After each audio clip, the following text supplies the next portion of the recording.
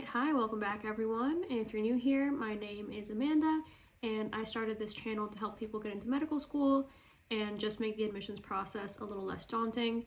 Today's video is going to be about the med school application timeline, just a bit of an overview, just a bit of a general idea of when you should be getting things done. Before I get into it, this is a fake tattoo. I'm trying to figure out if I want to get a tattoo, where I want to place it. So I got this from Inkbox. I'm not sponsored, obviously. So that's why it looks a little funky. So yeah, all right. Anyway, let's get into the video.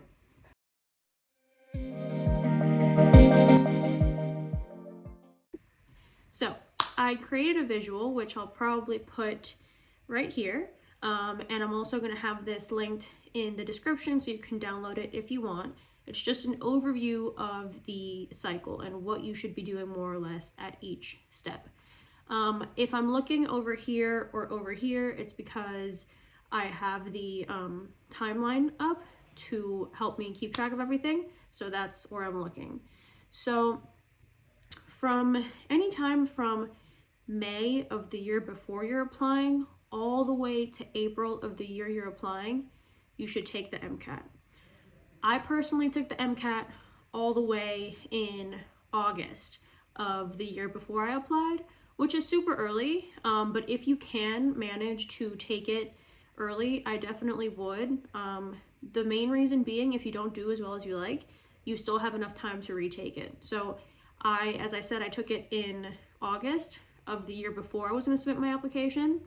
And I thankfully, it takes a month for you to get your grades back. So I got my score in September, and I was happy with it, so I didn't have to retake it. But if I wasn't, then I would have still had several months to regroup, study again, and take it again while not affecting my timeline.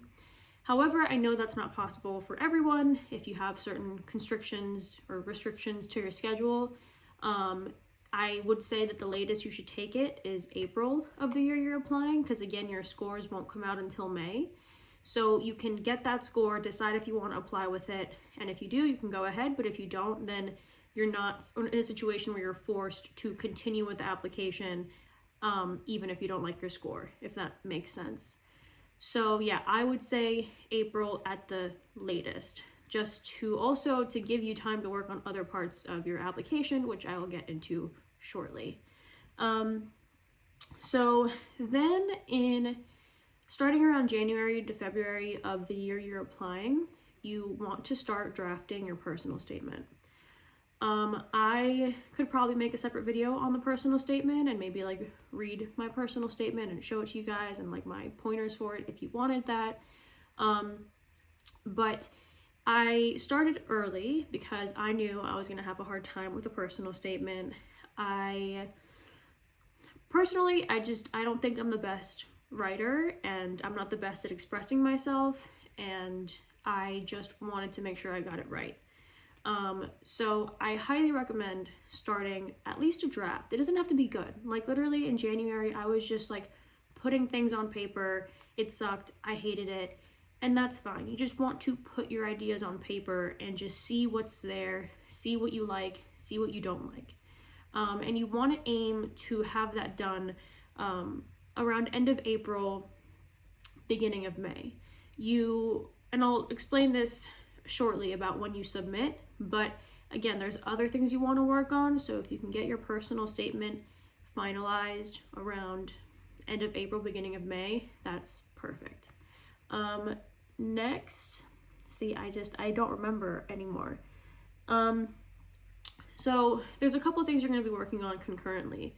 The personal statement and the activities and working activities descriptions are some of them. So starting around February, I would start to write the work and activities section. I already made a video about my AMCAS application where you can see, and my work and activities section where you can see everything. But essentially, you are given a few characters to describe every single activity or extracurricular that you want to put on your application. You don't want to underestimate this. This isn't a resume style description. It's not just, this is what I did, this is how many hours. It's very much a very important part of your application where you want to tell stories, you want to show purpose in all of your activities. So don't underestimate the work and activities. It's not a sort of like long form resume. It's a lot more than that. So again, this is another one of those things you want to start early, start drafting, see what feels good, see what doesn't feel good, ask people to read over it, ask people to edit it, what sounds off, what doesn't. Again, you want to get those ideas on paper as early as possible. And for these, you want to aim to have these complete by the end of May. So once you're in the month of May, things kind of start moving. At the beginning of May, usually like May 1st or 2nd, the AMCAS application opens. What that means is you can actually log in and start filling things out. You can start filling in your personal statement. You can start adding schools. You can start filling in the working activities. You can start putting in your grades, all of that. So you want to start doing that as soon as possible because it can be a little overwhelming. There's a lot of demographic information too. Putting in the courses is pretty time intensive. Like I think it took me a day or two, which doesn't sound like a lot, but you also want to make sure you get your courses right so that there's no delays in processing. So yeah, beginning of May, you can start actually working on the AMCAS primary website. This is also when you can start to request your transcripts. You should do that as soon as possible. The reason is, depending on how your school does it, there can be delays in the like requests and processing of the transcript, and then that can delay the processing of your primary application. So you don't want to be in a situation where you have everything done on time, but then because somebody over at the school you went to is taking their time, you're at a disadvantage.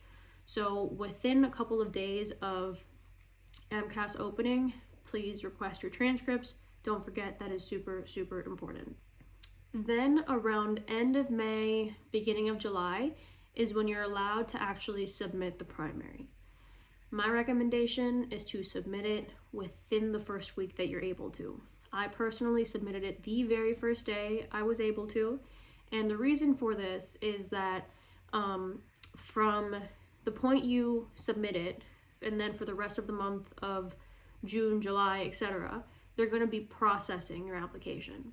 There's a lot of applications to process, so if you end up submitting your primary sometime, let's say at the end of June, you're going to be really, really far behind the queue, and what's going to happen is you're not going to be able to get verified until maybe July or August, and that's severely going to, again, delay your application. So a big theme of this is early. We want to apply early, do everything early.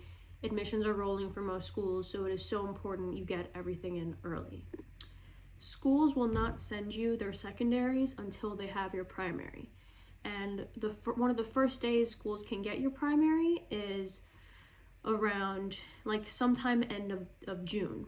So again, you want to be ready to go end of June, meaning you want to submit your primary as soon as possible so that AMCAS, whatever they're doing back there, they can have you verified by the end of June.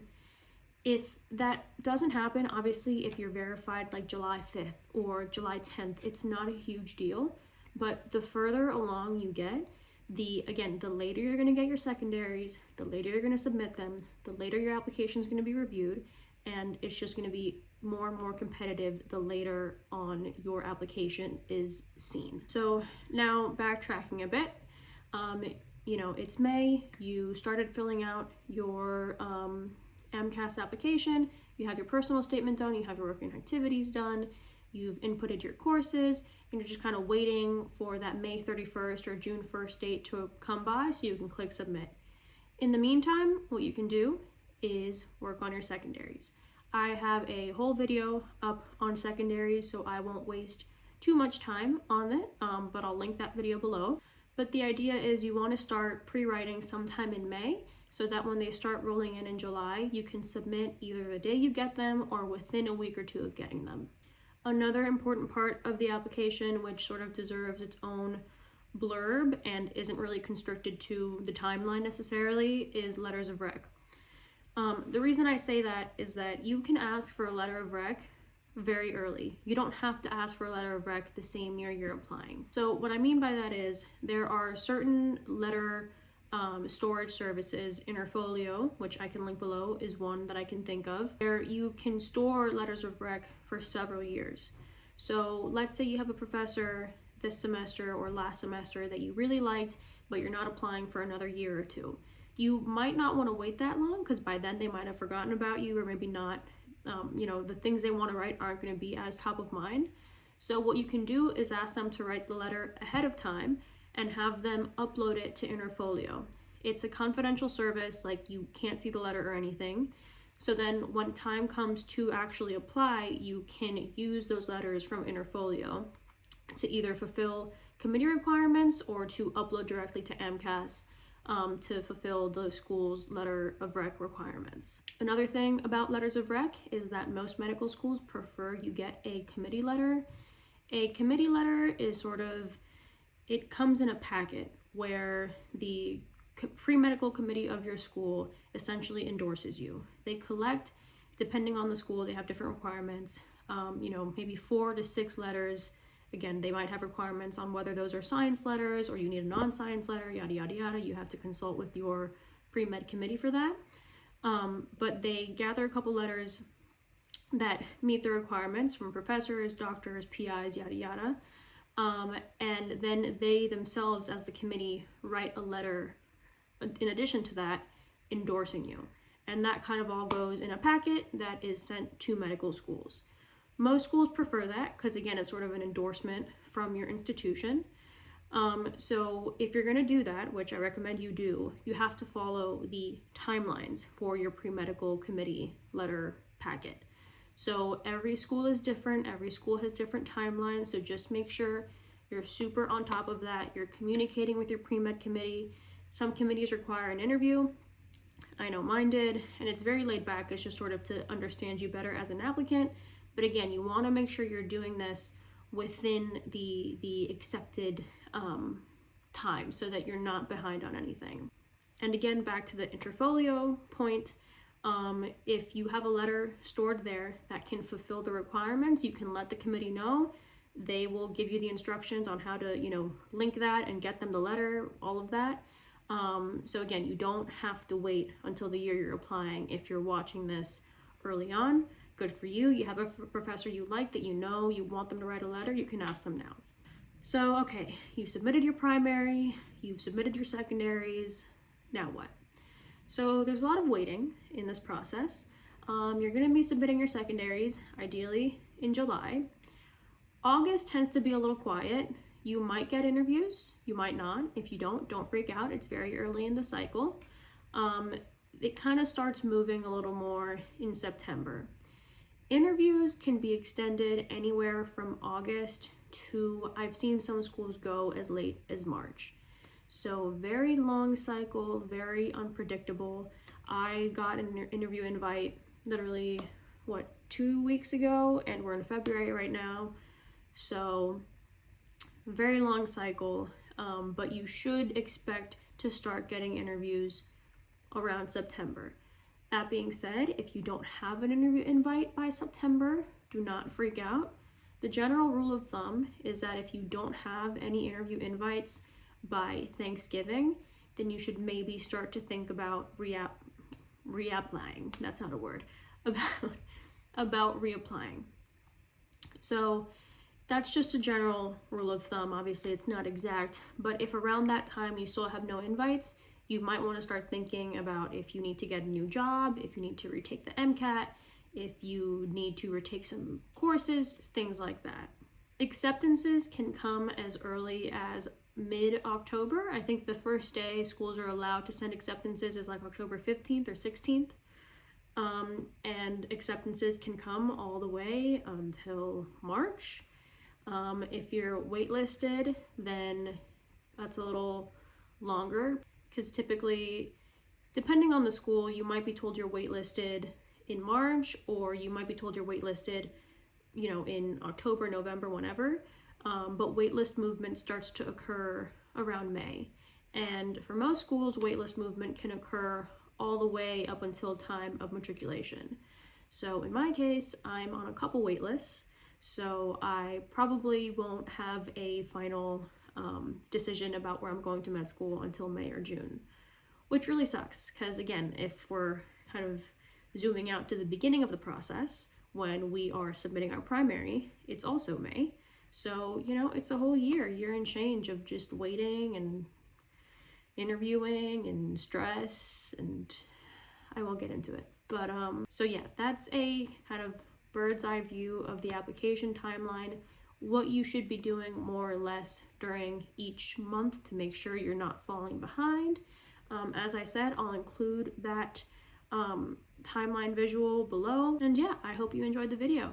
I also recently set up a sort of consulting service. So if you want to work with me one-on-one, I'm going to link it below. You can book a 45-minute session to talk with me, just a Zoom meeting. It's $25 for 45 minutes. That being said, if you have a simple question, like something that might not require a whole conversation, you can very much feel free to email me or DM me. And yeah, all right. Thanks for watching, guys.